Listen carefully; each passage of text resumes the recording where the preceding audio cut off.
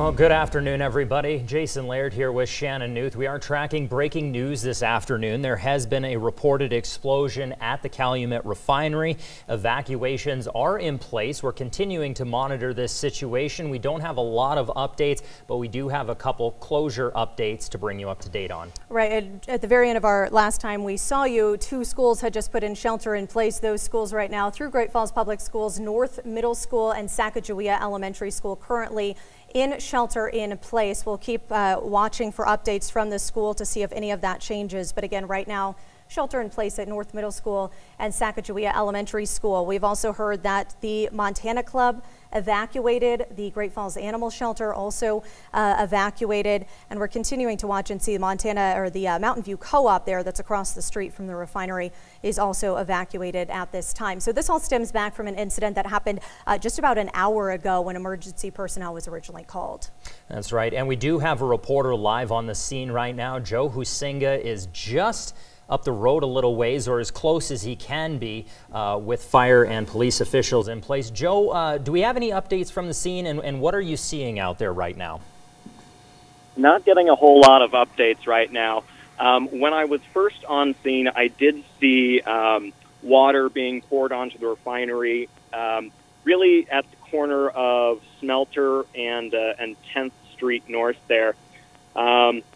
I do not see water being poured in that same area anymore. I can't see any streams of water fighting any fire. But I will say that they are still keeping people back at a pretty far distance. And while I don't see any black smoke at this time, there have been several periods where, black smoke has been coming out of the refinery. But there does seem to be still an unusual amount of smoke that is not seeming to really come from any of the smoke stacks. While it's not black, it does still seem to be a little unusual.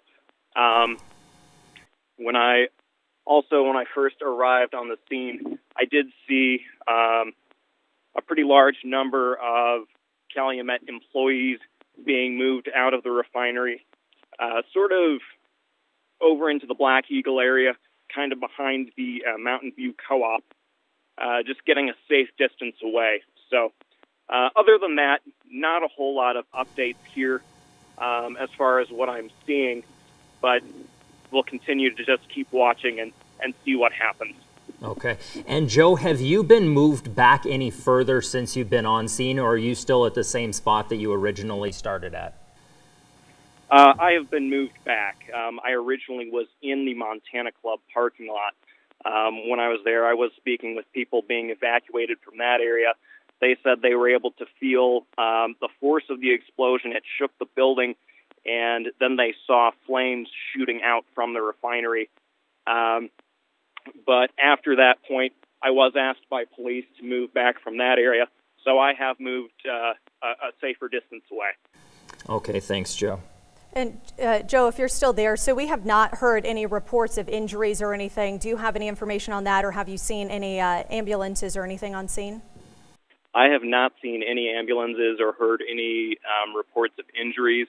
And really, from my vantage point, I was never able to see any fire crews arriving on scene. I don't know at which point of the refinery that they were able to enter from. But from my perspective, I never actually saw any Great Falls fire crews.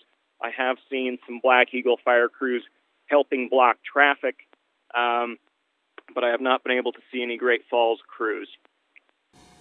Okay, thanks so much, Joe. We appreciate you checking in. Stay safe out there. And again, at this point, evacuations are happening just right around the refinery area, places like Mountain View Co-op, Montana Club, a couple of schools north in Sacagawea in shelter in place right now. Up here at the station, we're not that much further north from the refinery. We have not heard any evacuations at this point further up the hill than about the animal shelter.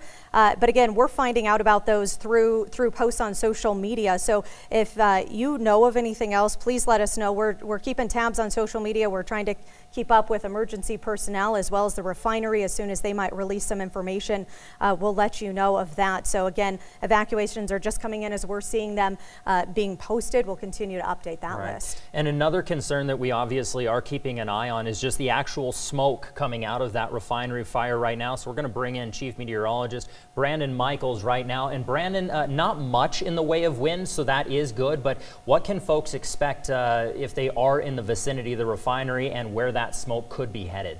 Well, as we head through the day, we are expecting a pretty strong southwest wind to be developing. Now, the good news, we have not seen that develop as of yet. We've been tracking relatively light winds out of mainly the south to southwest. You can see the current wind speed 1 mile per hour, and this is from our weather station right here at KRTV, so just up the hill, so pretty much live weather conditions. You can see that's dropped down to calm, and that is a good thing because that allows that smoke, whatever may be in that smoke, we don't know, to kind of directly lift upwards. So right now, not a huge concern with that smoke blowing around, but again, as we head into the afternoon and we see these winds begin to strengthen and get a more uniform direction, we will eventually see some of that smoke and or steam begin to move off to the north and east with this southwest wind. I will send it back to you guys.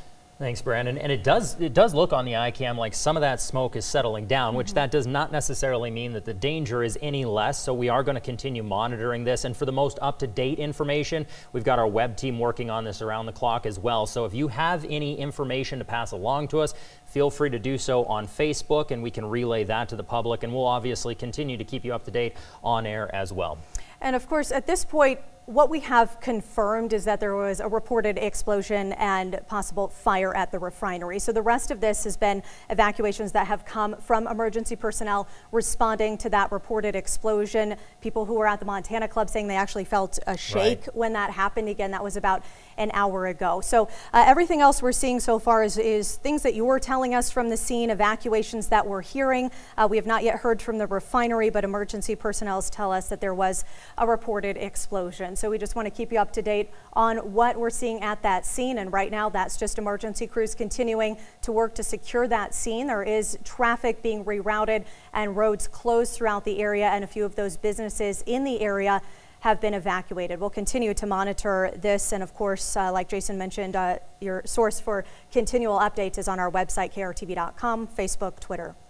Awesome. Well, we'll again, just to kind of reiterate a few of those closures, we do have all the roads in the vicinity of the refinery. Those are shut down.